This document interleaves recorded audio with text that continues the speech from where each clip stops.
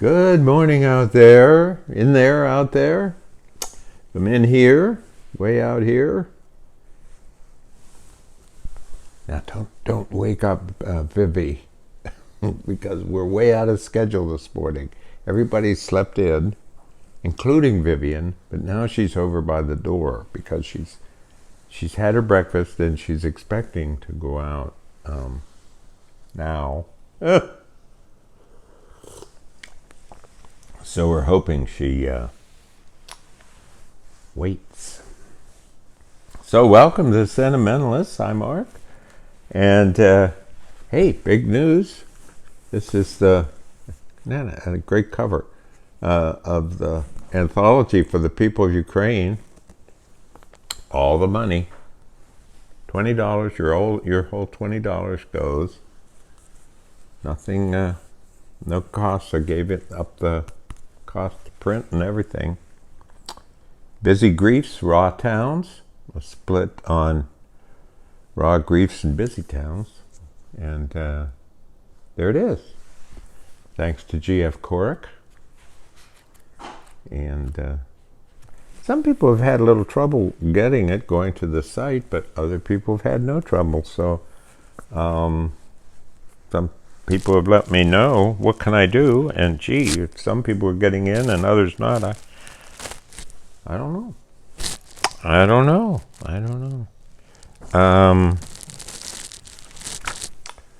We're getting close to 100 subscribers, and of course my goal is 500,000. Julie's smiling. The cats are running, you can hear them. Wow, that coffee's good and hot, and there's Vivi Snows. Of course, we always have to point that out. How's it going? It's been hot, huh? And then our friends in Europe, holy cow, 104? Friends in Germany, been that hot? We're in Tübingen, where they live. And my sister, she left the other day, Tuesday, I guess it was. It's been that long now, a couple days. Anyway, she and her husband and one of their daughters and one of the twins, the daughter twin of it's not making sense, right? Of my sister's daughter, all flew to by plane to Spain. And there is no rain on the even while they were flying on the plane in Spain. And they're in Barcelona, and they toured all the Gaudi stuff the other day. Stuff, I say, didn't that? That's very academic. Wonder if anybody ever wrote a scholarly paper and used the word stuff. So they're in Spain for a wedding, and there'll be a couple weeks. One in Spain, and then they're heading to Italy for another week. We were with them in Italy. That was wonderful. We had a great time. It was, they're very fast travelers. They move very, very fast. And we're sort of, well, let's just sit down and look at the outside of the Colosseum. So it was a little bit like the Doppler effect, touring. It was like, there was the Roman Colosseum. And we had the best time. We went to cooking school in Florence, and I learned to cook Italian and forgot as soon as I learned it because I have no memory. No, my memory's not very good. As our daughter Meredith said when she was little, Daddy, you have a lousy rememberer. Well, how about that? Let's see what other notes I took this week. How to... Oh. Well, that's not very important. Oh, boy. On Tuesday night, I had my first class. That's not, the iPod's not that important. Anyway, there is this wonderful idea and culmination of the idea in Atlanta. It's called the University of Parent Learning. And it's available to parents, who with young children, kind of stuck at home. So it's lots of women in it, even though my class was in the evening from 6 until 8. But the point is, it's just isn't it a wonderful thing? For anyone who wants to learn, and often it's for people, lower income families somebody has to be at home, and they also want to be in school and earn a degree and get a better job and that kind of thing.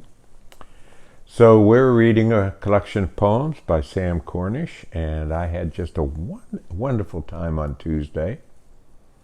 It was all women and all African Americans, and of course I learned things, and we hit it off great. We were laughing and kidding and learning, and it was really beautiful. And one of the interesting things was how comfortable they were with me, and how I just confessed to them, I don't want to make any mistakes here, and just let me know.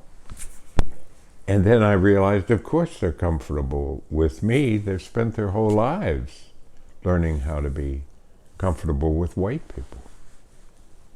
Ooh, boy, it really hit me, really did. And I asked them to go around and everybody talk about a place that was important to them as a child. And almost every one of them, the place was during the summer and it was away. So it was like we went to my aunt and uncle's farm in South Carolina or something like that, and it just felt so good to be out there, and it was very, very moving. So then I did that again last night with my landscape workshop. How we doing? Better hurry up, huh? Julie's telling me to hurry up. And their places were very, very moving. Everybody said a place that was important to them as a childhood, and it ranged from, grandmother's house to a hammock, to the hiding in between two silos and curling up and feeling safe and cuddled. It was just wonderful. I was in an MRI machine for 1 hour. Don't do that. If you can get out of that, 1 hour in an MRI machine. Clang, clang, cling, clang, bing, bing, John Cage in concert. And then it made me think of my wonderful doctor. And when I was growing up, Dr. Schaefer, he would make house calls at 2 a.m. and he'd always put on a suit and tie. And he'd show up at your house at 2 in the morning. And then he'd end up, having to say, well, Jack will be fine. He just has the flu. Poor guy. And go back to bed and then go to the office. Dr. Howard Schaefer. What a wonderful man. Wonderful man. I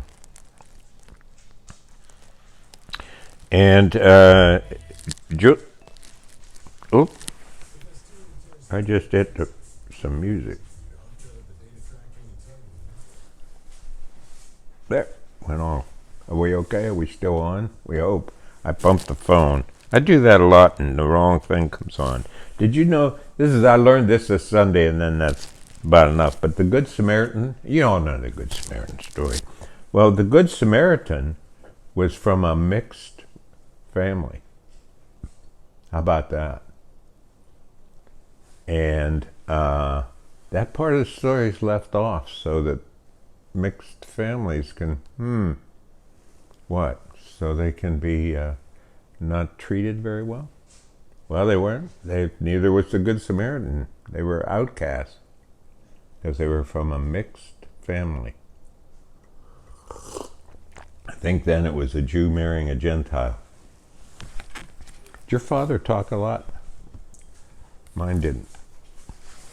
I don't remember a single... Look who's here, Vivian's here. I don't remember a single conversation with my dad. about anything important, maybe about the Pirates or the Steelers or, a sports thing. He was very comfortable with that. But boy, anything else, politics, religion, sexuality, growing up, what's it? I don't remember a word. Our poem today comes out from that. It's called A Father. I remember how he'd wait. He'd make a mound of peace. Hey, good. He'd make a mound of peace and surround himself with nothing I could know.